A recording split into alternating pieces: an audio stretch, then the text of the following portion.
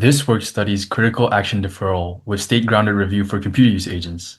The setting is a computer use agent operating in a GUI environment where most actions are executed autonomously, but a small set of critical actions are deferred to a trusted reviewer. The core question is whether this protocol can preserve most of the agent's usefulness while substantially reducing catastrophic failures. So the idea here is that in computer use settings, failures are often not evenly distributed across the trajectory. Many actions are low stakes or reversible, while a smaller number of actions are irreversible, high impact, or otherwise able to commit the trajectory. So instead of reviewing the entire rollout, the paper studies whether we can concentrate oversight on these high leverage points through critical action deferral. The paper's problem setup has three components. First, we have an untrusted agent that can propose and execute GUI actions. Second, we have a trusted reviewer that is only invoked on selected steps. Third, the objective is to reduce catastrophic outcomes without incurring the cost of continuous supervision. So the central design problem is how to identify critical actions and how to review them effectively before execution. So the protocol is straightforward. The agent acts normally on ordinary steps. Before a proposed action is executed, the system checks whether it is a critical action. If it's not, execution continues. If it is, the action is deferred and routed to a trusted reviewer who can approve, block, or modify the action before the run proceeds. So the protocol inserts oversight only at selected decision points.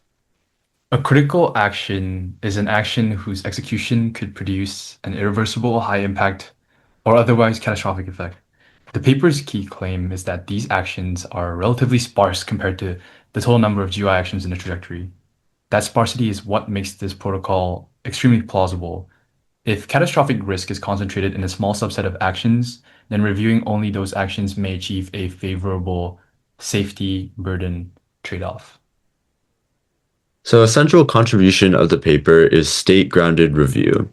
In GUI environments, the effect of an action depends on the live screen state in which it is taken. The same nominal action can be harmless in one state and catastrophic in another. So the reviewer is not just asked to inspect a textual plan. Instead, review is grounded in the current interface state, the recent action history, and the agent's structured explanation of the proposed action. The emphasis on live state is important because many dangerous actions are in fact state conditional. What matters is not the action token. What also matters is what is currently selected, what window is active, or what information is populated on screen, and what consequence the next click, submission, or action will trigger downstream. The paper's true claim is that straight grounded review is therefore a core part of the safety protocol. The paper evaluates the protocol through the trade-offs between safety, burden, and capability. Safety asks whether critical action deferral reduces catastrophic failures. Burden asks how often review is triggered or how much trusted oversight is required. And capability asks whether the agent can still complete tasks effectively under this intervention scheme. So the main empirical object is the safety burden frontier, ideally with minimal loss in task performance. The protocol has several important failure modes. A critical action may be missed and therefore never deferred. The reviewer may receive insufficient context, even under state-grounded review, and some dangerous behavior may not be localized to a single action at all, but instead emerge across multiple individually non-critical steps. So the method is best suited to environments where catastrophic risk is meaningfully concentrated at identifiable actions before commitment occurs.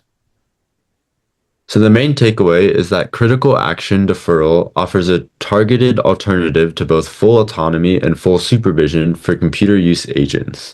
Its promise comes from the idea that catastrophic risk is concentrated at a small number of critical actions, and that those actions can be reviewed more effectively through state-grounded review.